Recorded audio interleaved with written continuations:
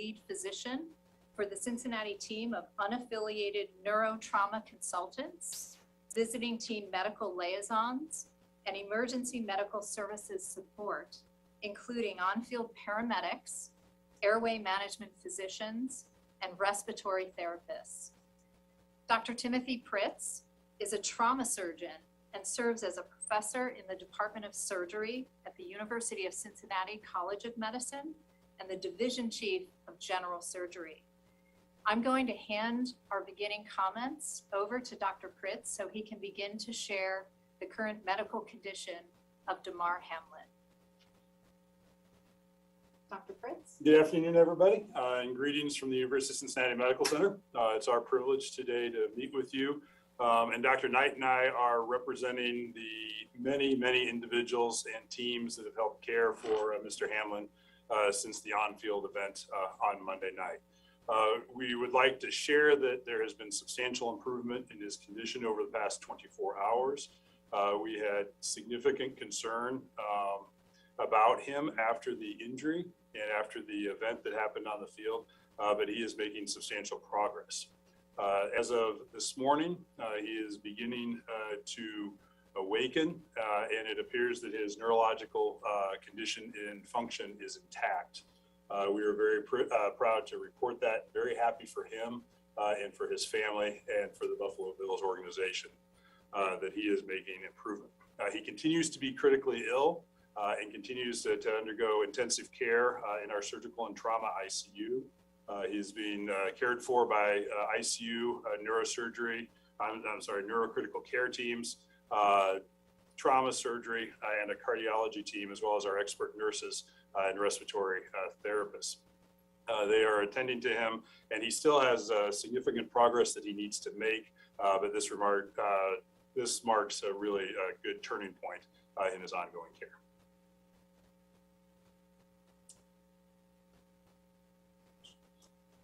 We are happy to entertain some questions, and I believe representatives from the Buffalo Bills are going to help facilitate those for us. 31 questions in the chat. Yeah, we can't see the chat, but Dr. Pritz and Dr. Knight, we really appreciate Cameron Wolf will be first. Dr. Pritz, Dr. Knight, this is Cameron Wolf with NFL Network. We really appreciate you spending some time with us and sharing some updates here. If possible, can you take us through the timeline from when Damar arrived in your care to where we are now, as far as what you guys did with his recovery and where that progress in specific is?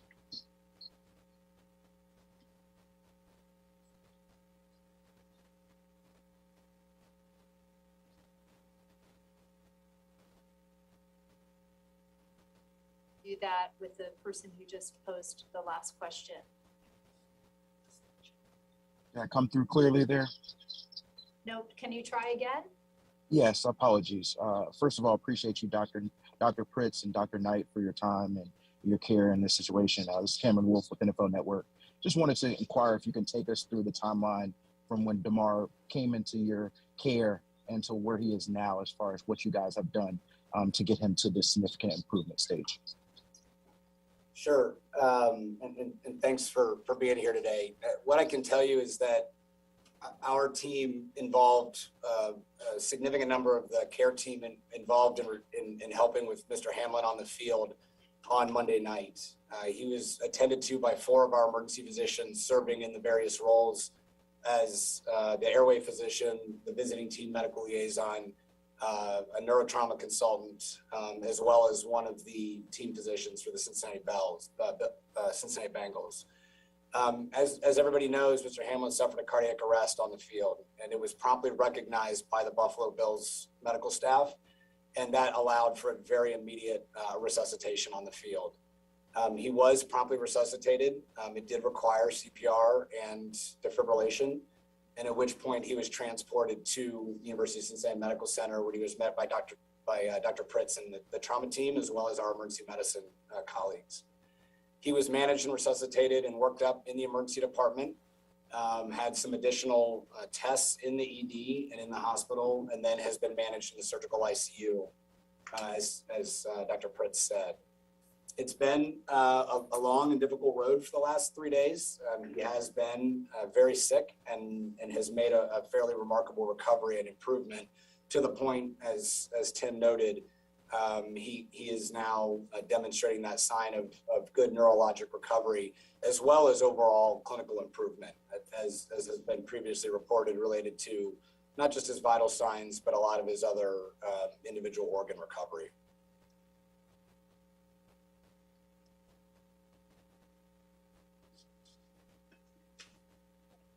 Doctor, this is Thad Brown from WROC Television in Rochester, New York.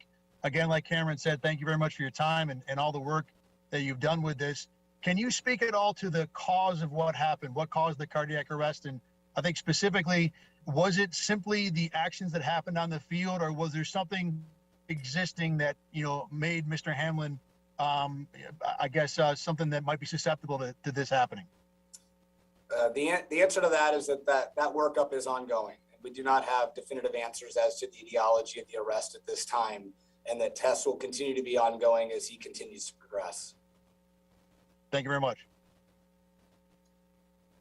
Hi, Dr. Knight and Dr. Pritz. This is Matt Bove with WKBW in Buffalo, New York. As everybody has also said, thank you for everything that you guys have done. I know you briefly mentioned it to Cameron's question about what the timeline was like, but can you guys go into a little bit more detail or explain how critical those first moments were on the fields to ultimately get him to this point, and what the doctors and the medical staff from the Bills and Bengals were able to accomplish in that period? Sure. I think it just speaks really to the immediate recognition that there was something significantly and seriously wrong by the Bills medical staff. Team and I speak together. We cannot credit their team enough. There are often, unfortunately, there are injuries occasionally that happen on sports fields, be it football or others. But it is incredibly rare to have something be this serious that happens like that, and to be that quickly recognized. What they did was immediately marshal the emergency action plan, meaning the emergency medicine services. That prompted the airway physician, the emergency physician that was out on the field, to be at his bedside in less than a minute. He had a prompt recognition of loss of pulse, which gave him immediate bystander CPR, which, as many of you know, rarely, if ever, happens. And so the fact that Mr. Hamlin had immediate bystander CPR, in addition to prompt recognition of his arrhythmia, to get defibrillated and then back to the return of circulation very quickly, that speaks to that timeline that you were asking about, to get the return of spontaneous circulation with immediate bystander CPR that was performed well, all meeting the standard of what we would expect in that scenario, is what has led us to be able to discuss these good outcomes today. I will second that. The Bills training staff who was with him immediately recognized that this was not a run-of-the-mill injury, and that they had a significant event on their hands, and immediately responded and got the emergency response team involved in his care. And really, this went as well as something like this could go under very challenging circumstances. And they did a fantastic job, which is why we're here today. And understanding how complicated of a situation this ultimately is, would it be fair to say that if things would have taken a few extra minutes or maybe even a few extra seconds, there could have been a different outcome here? I think that's fair to say. Yeah. All right. Thank you both for everything that you guys have done and for the time today. This is John Scott from Spectrum News in Buffalo. You mentioned there are signs of neurological intact. What have been those signs that you have seen from him that give you the reasoning to make that assessment? Well, we were in the situation where we wanted to allow him to gradually, wake up as the rest of his body was healing. And last night he was able to emerge and follow commands and even ask who had won the game. And timeline-wise, I'm sure you don't necessarily deal with these events regularly, but how common is it from Monday night to now for that sort of improvement to be made? The answer to that is it's variable. We do manage post-cardiac arrest patients routinely as part of critical care in all of our ICUs, and it's variable, but it speaks to his age, his incredible fitness, and then again, I don't think that we could emphasize enough the immediate medical response. The fact that he had highly trained professionals from the Buffalo Bills, in addition to having paramedics, emergency physicians, respiratory therapists, all right at his bedside in less than a minute from the collapse, that speaks to that ability that demonstrates that he had good perfusion to his brain that led to no identifiable neurologic deficit. Thank you so much. Dr. Pritz, I just want to follow up on something you said, that Damar spoke last night. Can you speak to that? I can clarify. He did not speak. He was able to communicate in writing, and he is unable to speak with us yet, as he still has a breathing tube in, and we're still assisting him with ventilation. So when he was communicating with us last night and then again today, that's been in writing. And to paraphrase one of our partners, when he asked, "Did we win?" the answer is yes. Damar, you won. You've won the game of life, and that's probably the most important thing out of this. And we really need to keep him at the center of everything else that's going on, and we really want to ensure a good outcome for him. Hi, this is Todd Dykes with WLWT TV here in Cincinnati. And doctors, again, I know so many people are just so grateful for the work that you've done, the work on the field and so forth. I was fascinated, I think so many of us were, to learn about the protocols the NFL has in place, the 60-minute meeting and so forth, when the chief medical officer talked about that yesterday. And the question was asked a bit earlier, but I'll circle back. Had there not been one thing in that protocol that would not have been in place, whether it was equipment or might not have worked, or a personnel or so forth, what would that one thing have been that could have led to a more, tragic outcome? Because I think we're all realizing that the NFL does a lot of pre-planning for these kinds of situations. I'm just curious to get your take on that. I'm not sure there is one thing. I think that really speaking and emphasizing to that team approach, that if you see those pictures in that video of the congregation of the team, you had Bills professionals, Bengals professionals, independent physicians, but we have all the right equipment. There's all the EMS equipment, airway equipment, advanced cardiac life support equipment, the ability to do CPR, the ability to defibrillate is all there and all spelled out in terms of accessibility. Speaking specifically to our team, we had several of my partners that were teammates, that were partners, that were helping to resuscitate Mr. Hamlin. And you have those scenarios where people know each other and they train together. There's not a lot of speaking that needs to happen. They know how to work. They know how to integrate, no different than when Dr. Pritz and I are working in the trauma bay that you see. And that really goes a long way to helping with that in terms of that overall management. But was there one thing, or is there one thing that, if absent, would have led to a poor outcome? I can't say that there was any one thing, because it really is the entire global spectrum of care from the minute he collapsed until the ongoing care he's receiving right now up in the ICU. Thank you. Hi, this is Catherine Fitzgerald from the Buffalo News. Thank you guys so much for all of this clarity and everything you're doing. I was wondering if you could just add a bit more context on kind of what next steps will look like for recovery from Damar. You mentioned how his health puts him in a good position, but just from a human standpoint, just kind of what is the process like from here for him? Yeah, from ours, that's a great question. And there are many, many steps still ahead of him. From our standpoint, we would like to see him continue to improve, to be completely breathing on his own, and then to be, ready to be discharged from the hospital. So those are the immediate next steps as we go for his care. His family has been with him at his bedside, as have members of Buffalo Bill organization, really since this all began. And we really want to get him home to them. And so those will be the immediate next steps. And then we'll talk about, potential plans for the future. Yeah.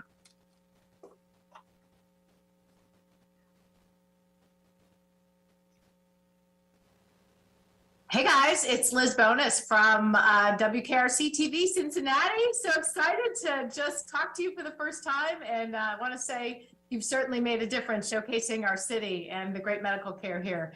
A couple things. I'd heard that he had to be trached on the field. I was wondering if you could comment on that. And that as a result, there may be some lung challenges.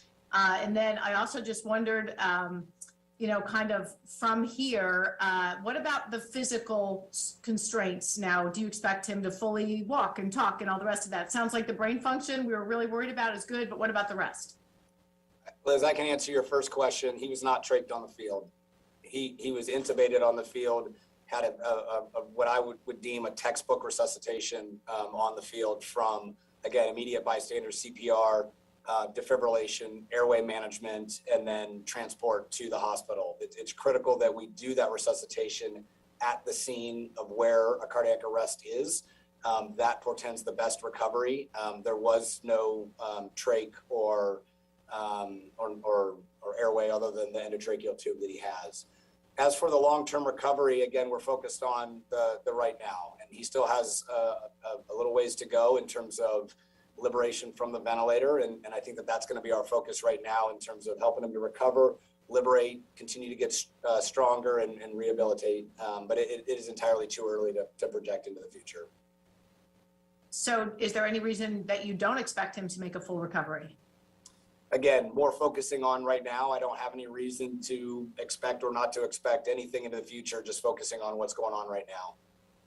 All right, last thing, lots of people are praying for you guys and they've just wondering if you felt it. Yeah, we have. It's been very powerful.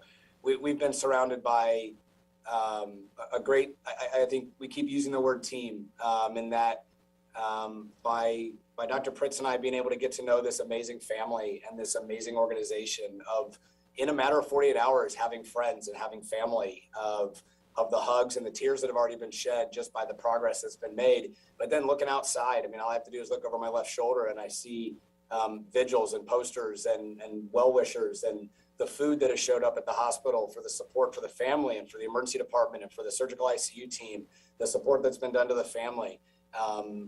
Damar's family is wonderful. They've been right here. They've been great throughout the entire stay. And so have we felt it? Yeah, it doesn't take long to look outside and see the lights, the blue and the red around the city of Cincinnati, the support from local restaurants, the support from the fans and just people who are concerned. So yes, it's been very powerful.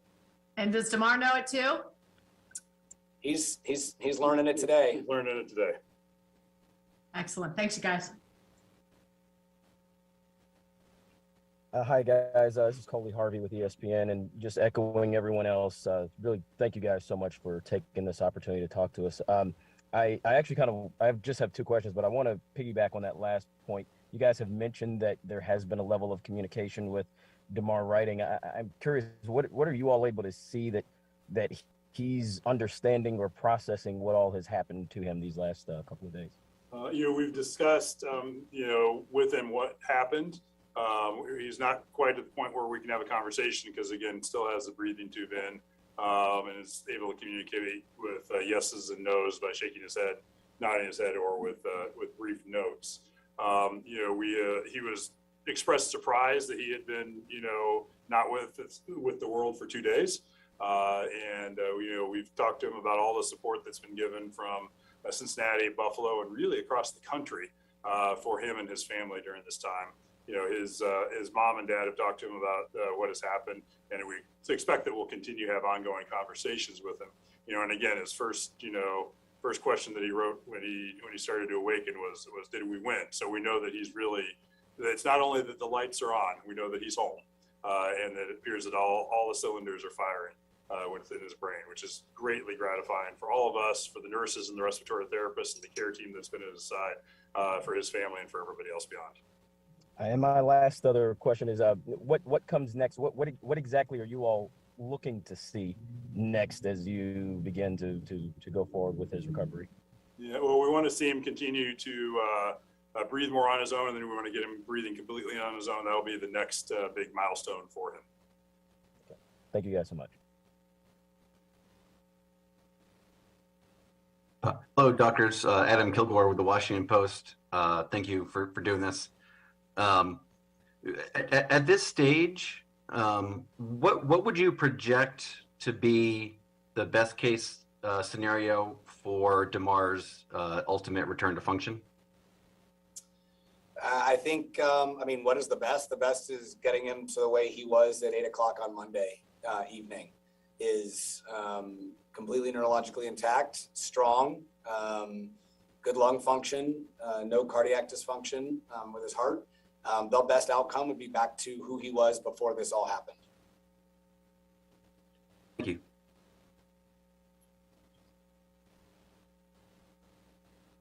Hi, this is Jacqueline Howard from CNN, and thank you so much for taking my question, and thanks for all of the work that you guys are doing. I do have some questions about just the chain of events and what happened. We're curious, did he have a second resuscitation at the hospital? And then how long was the defibrillator used and the total minutes of CPR? And lastly, can you confirm, is he moving his hands and feet at this time? Thank you. I'll start in reverse. He's moving his hands and feet, and again, appears to be, neurologically intact to both our exam and our neurology consultant's exams. So it appears to be doing well. He received one defibrillation and one round of CPR that was on the field. He did not receive a second defibrillation or additional CPR once he was in the ambulance or at the hospital.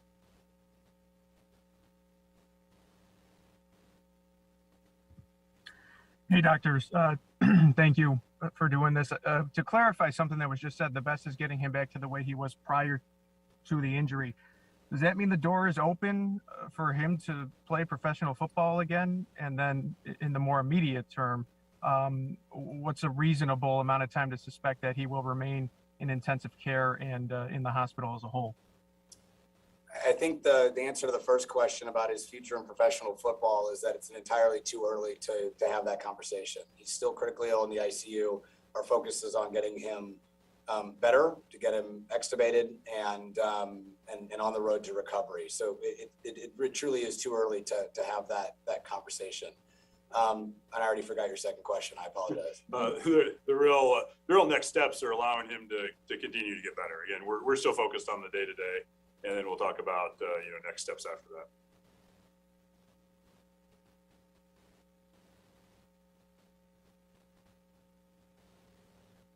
This is Tom Puckett from WBEN News Radio 930 in Buffalo.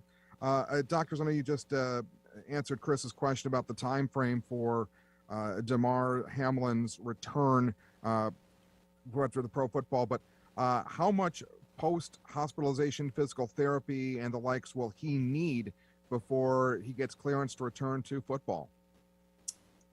Yeah, that's a very good question. And it's really individualized to each person. And that process of recovery, rehabilitation starts to really engage and involve physical therapists, rehab physicians in terms of what are his needs.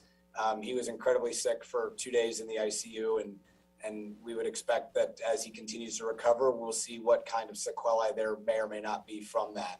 A lot of it is just going to be defining what kind of strength may he have from that and recover as we get his nutrition back up to par and his strength back up to par and his rehab and recovery. So it'll be a very individualized, tailored plan that'll become a lot more clear when we're in that phase, which we're still a little ways out from.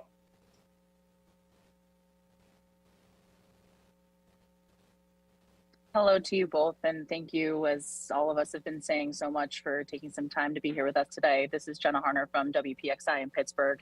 You mentioned liberation from the ventilator. What hurdles are still left for Damar to get off that ventilator, and hopefully, as I know a lot of us are hoping, to have him get out of the intensive care unit? We sort of view the ventilator as an aid for him as he needs it. And so, after the initial event, we were supporting him on the ventilator 100%. And what our goal really is for liberation from mechanical ventilation is to gradually decrease the amount of support and let him pick up the difference. And when we reach 0% support, breathing tube comes out, and then we define that as success.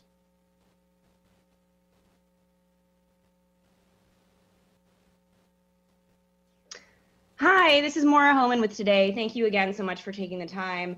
There's been a lot of speculation around the fact that Damar's condition might be related to a condition called commotio cordis.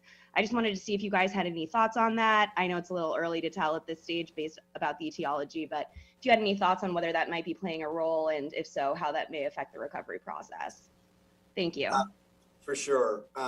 We've similarly heard those same suggestions. And the way that I would answer that question is that condition, commotio cordis, is an incredibly rare event that happens. It's also a diagnosis of exclusion in our world, which basically means we have to rule out many other more common or more deadly or more fixable type conditions before we can settle in on an ultimate diagnosis such as that. And so he has ongoing testing. There'll be tests in the future. And so I guess it would summarize down to it is still too early to say that. Is it on the list of considerations? It is, but he has many other things that we need to work through before a final etiology or cause for this arrest can be definitively defined.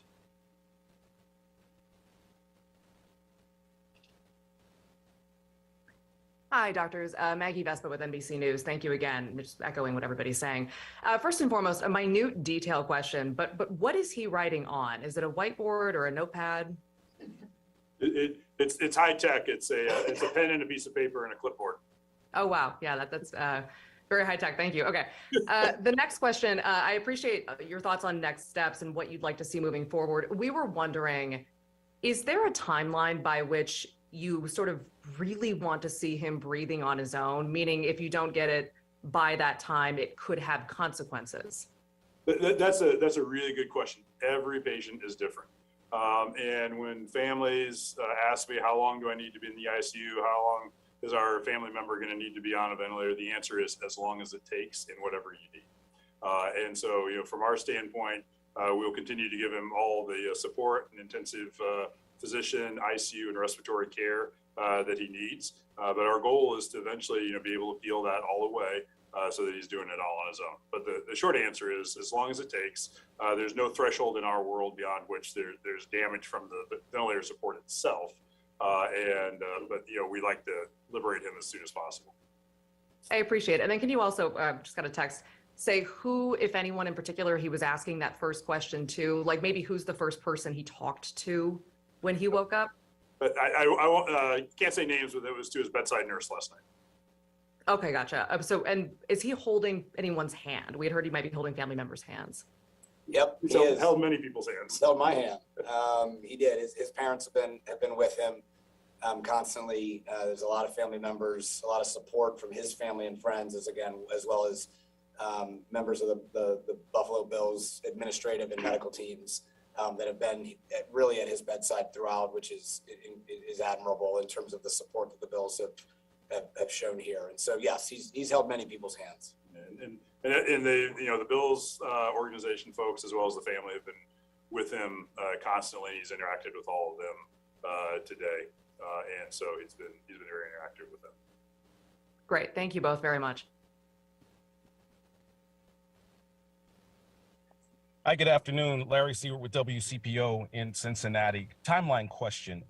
You mentioned the care that happened within a minute of him being down on the field. Can you walk us through the additional timeline of how much time it took to get him from being intubated there on the field to being in the ambulance to being in the emergency department receiving that care there? The on-field resuscitation timeline, that is going to be reviewed and really looked at in depth kind of at a later moment. We like to do a more detailed debrief to really make sure that we can identify exactly what you're talking about for both review and overall quality assurance. In general, it was several minutes on the field before CPR was started, just a couple of minutes before CPR was started, as well as before the defibrillation. He initially had a pulse on the field and then lost it under the nose of the physicians and the team that was with him. And so he had truly immediate bystander CPR, and then a defibrillation happened within several minutes as well. At that point, and that is really textbook for the kind of arrhythmia that he had. And at which point then, while his respirations were being supported, he was moved into the ambulance where he was successfully and quickly intubated and then transferred to the hospital. And so I believe, if I'm not mistaken, he was at the hospital a little after a half hour from when he fell, 45 minutes. I don't have the exact timeline, but again, it was all textbook to what I would expect for the kind of cardiac arrest that he experienced. And again, we can't say enough about the quick actions of the Bills training staff and then the physicians who were on the field with getting to him, recognizing that this was a very serious situation and responding and saving his life. It was really, really outstanding work from all of them. And not just saving his life, but his neurologic functioning. The reason why we're talking about his recovery of neurologic function is the true critical importance of immediate and good and high quality CPR and immediate access to defibrillation.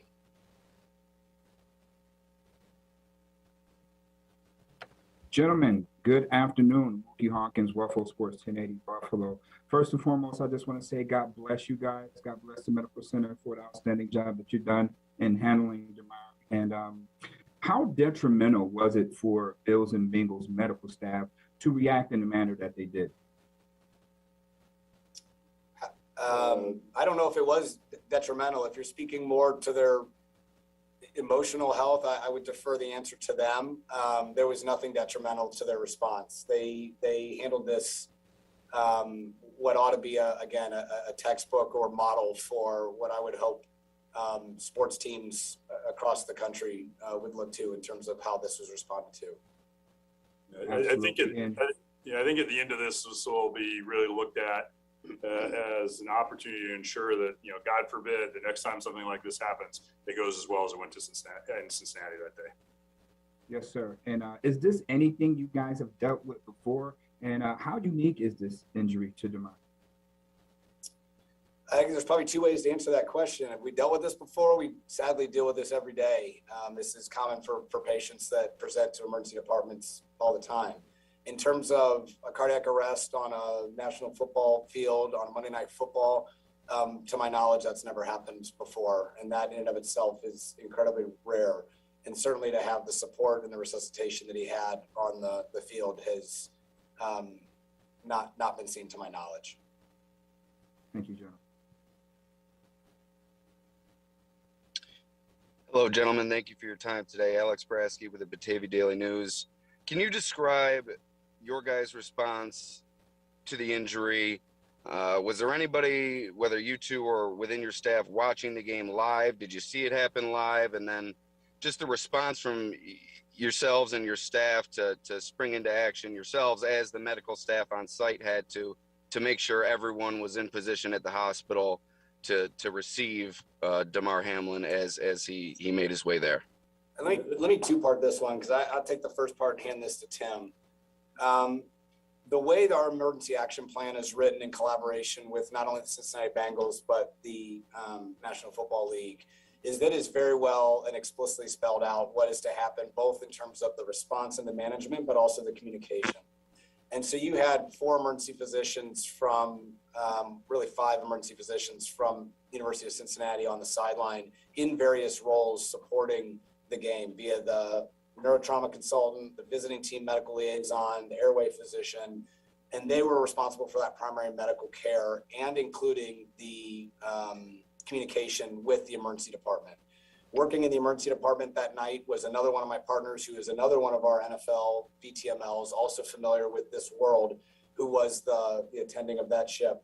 And Dr. Pritz's team was also notified, again, through these channels that are pretty well spelled out through the emergency action plan. And so all of that happened absent of Dr. Pritz's and I's initial presence. Tim came in as backup, and then I later came in also as backup to support our teams, to help offload and to help manage while the immediate resuscitation and management of Damar was ongoing. So to hand off to Tim what happened, because he was boots on ground initially, that is all very well spelled out to help mobilize very quickly our trauma team and our trauma response, in addition to consultants. We had a lot of different consultants that were readily available as well. Yeah, we are, the University of Cincinnati Medical Center is privileged to serve as the only adult level 1 trauma center in our region. We're an academic healthcare center, which means that we have layers and layers and layers of knowledge and experience that we can bring to bear on any individual patient. So from that standpoint, the trauma team was activated in its usual fashion And the patient, when he arrived, was met by the full assemblage of emergency medicine physicians, specialized shock resuscitation unit nurses, trauma surgeons, respiratory therapists. And in addition, because of the particular nature of this, because he had an arrest, he was also met by our cardiology team, who was ready to intervene if needed. Was there anyone on your staff watching the game live, and did anybody see the injury take place live? If so, was there any reaction shared with you two? I think probably everybody on the staff was watching the game live. It wasn't directly involved in patient care. It was a highly watched game, and I know I had at least 3 partners who were physically, at the game during this happened. I mean, the reaction, like anything else in sports, is one of disbelief and sadness. Sports are a wonderful thing. Football is a great game, and you hate to ever have anything happen to the participants in the sport. So we really don't want to see anything like this happen. Thank you for your time and for your service. Hi there, Marshall Kramsky, WCPO 9 in Cincinnati. 2 quick questions for you. You said earlier that not only is Damar home, the lights are on. From what you can tell, how's he doing emotionally?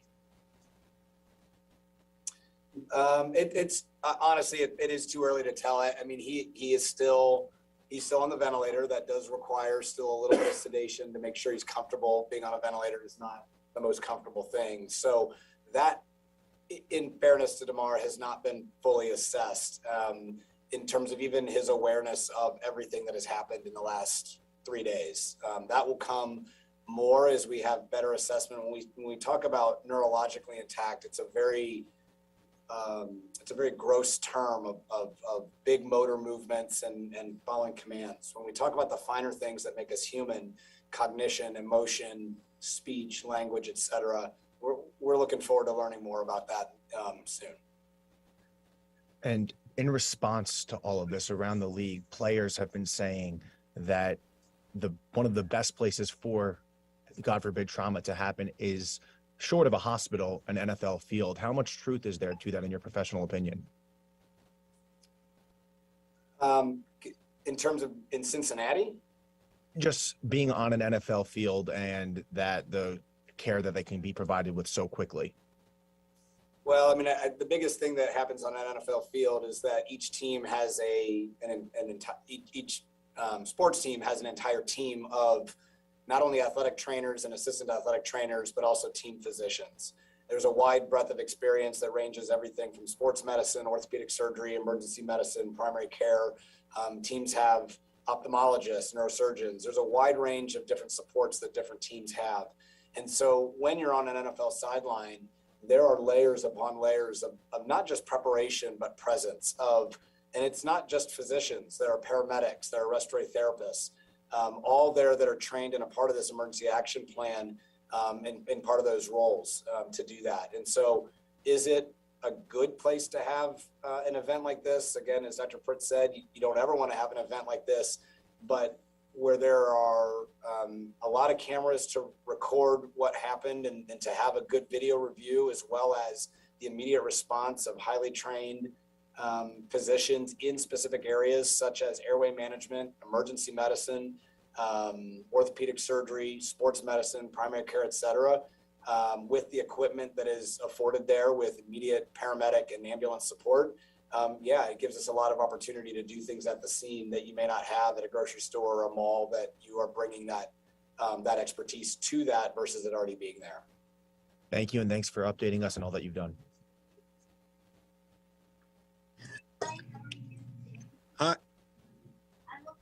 Hi, this is Dr. Lapuka. Am I on? Can't tell. Hi, it's Dr. Lapuka. I have a couple of questions. One has to do with on the field. I know you said it has to still be reviewed, but I might understand that he went down and initially he did have a pulse and then he lost the pulse. He had a cycle of CPR. How long was that cycle? Was it 2 minutes? And then he immediately had defibrillation? Again, the specific details of that review are still pending, but the high level answers to that are yes, he initially had a pulse. He lost his pulse, had immediate bystander CPR. For then the rhythm check, he did have defibrillation and then return to spontaneous circulation. The specific numbers, without having them in front of me, and again, in deference to the review that will happen as part of the debrief, I don't have those immediately in front of me. Okay, so obviously that's really interesting. If he had a pulse that he wasn't immediately in VFib, he might have been, and we don't know the rate of that pulse, I take it. So I'm looking forward to those. The other thing is in hospital, these are some technical questions, but forgive me for that. But first of all, looking for some kind of, you correctly obviously said, we don't know, this commotio cordis is a diagnosis of exclusion. Was an echocardiogram done? I assume it was. Did that show any evidence of any underlying issue? And then in terms of his breathing, which it sounds like it's the number one issue, can you tell us what his FiO2 is now and what the IMV, what the guaranteed number of respiratory respirations per minute is, and whether or not there's been any damage to his kidneys, liver, or any other organ? Yeah, that's a level of detail that we're not prepared to speak to today. Those are great questions, but not today. Okay. All right. Thank you very much, and well done. Well done, team. Ian Rappaport, NFL Network. Thank you guys for doing this. I had two specific questions I wanted to check on. One, I'd heard that there's a possible other injury, a jaw injury, something of that nature. Is that true? And then two, I had somebody tell me that he had his lungs cleaned out. What does that mean? I'm not sure what cleaning out your lungs mean. So that's a great question. There is no known jaw injury. Okay, thank you.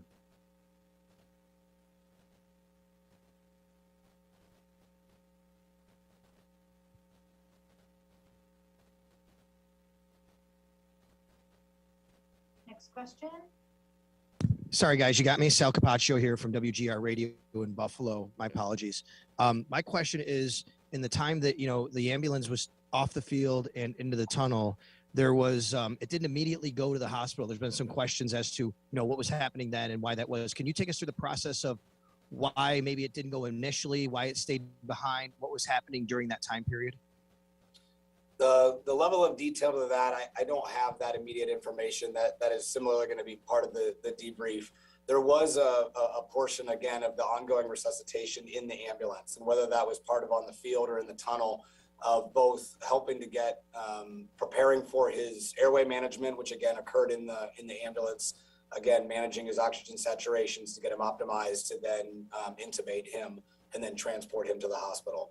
Outside of that particular process, I don't have any additional information. And again, a lot of those specific details are going to be part of the debrief. Okay, thank you. Pat Freeman from the Buffalo Criterion newspaper. How are you today? Thank you. My question was, looking at the replay, Damar seemed to hit his head pretty hard on the turf. Was there any signs of concussion or head trauma to him? Yeah, what we can tell you now that his neurological function, appears to be intact at present. So did he hurt his head any? Do you So know? The two ways to answer that is that he does not have any physical or radiographic signs of head trauma. Concussion is a clinical diagnosis, and since he has been intubated and largely sedated throughout his course, we have not had the ability to do what we would ordinarily do to evaluate and test for a concussion. All right. Thank you very much.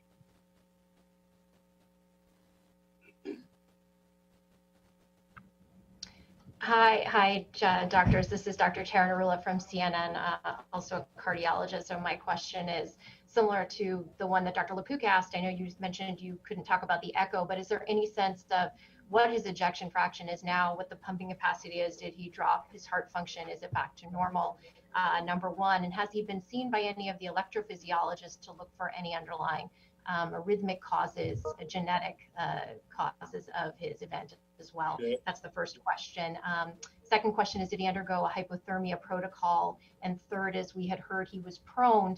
Is that because there was a question of ARDS or aspiration at some point? The first part of it. Yeah, the first question, again, we're not going to speak to some of the specifics of his tests in deference to his privacy as far as those specific details. As to the second one, yes, he did undergo the targeted temperature management protocol here at UC. And then the third question. Yeah, so he did demonstrate evidence of ARDS or acute respiratory distress syndrome, and that was the etiology of the proning. Mm-hmm. And as far as being worked up for electrical abnormalities, I imagine the whole cardiology team, including an EP, is seeing him as well. Again, his workup of his cardiac is ongoing, and there are going to be additional tests in the future. Thank you.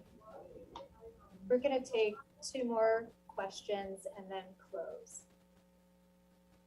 Doctors Cameron Wolf with NFL Network. I heard you mention ARDS. Can you elaborate for us lay people about what that is and maybe where he is in respect to his lung capacity or any damage there?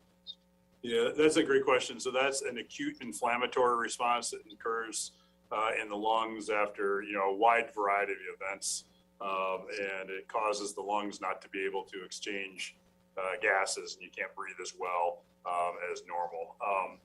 From the standpoint of long-term issues, that all remains to be seen.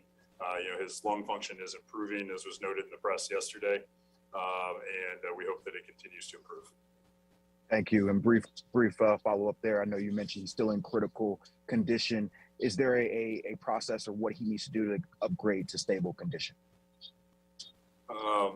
As long as what we would like to see before we upgrade him to stable condition, would be breathing tube out and continuing to improve both from a neurologic and a respiratory standpoint. Thank you. Appreciate you guys. Last question, please.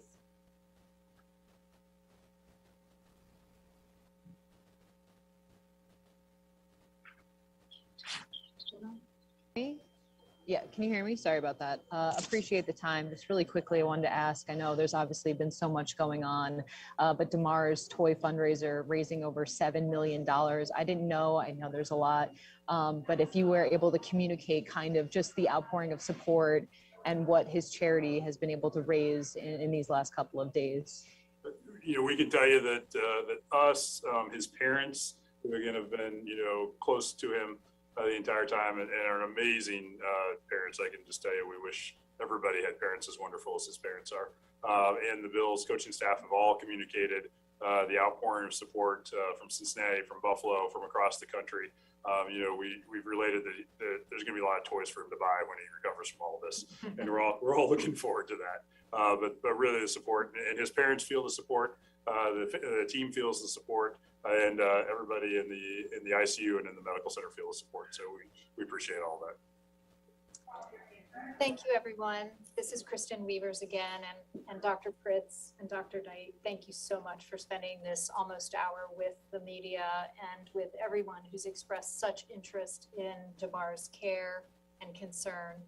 I just want to reiterate that we want to thank the entire Damar Hamlin family and the Buffalo Bills for their incredible support of the entire care team at UC Health here in Cincinnati. We're honored to have him with us and to care for him. And thank you to the family and the Buffalo Bills for inviting Dr. Pritz and Dr. Knight to provide a current update on Damar's medical condition and provide you accurate information. So we leave it up to them to determine if we will do this again. It is not our decision. So we ask the media to understand that and respect the Damar's family's choices around this situation. So thank you again. We appreciate your interest and concern. And thank you to the nation who has provided such an outpouring of sincere gratitude and support, not only for Damar, his family, the Bills, the Bengals have been incredible in our community. So thank you very, very much.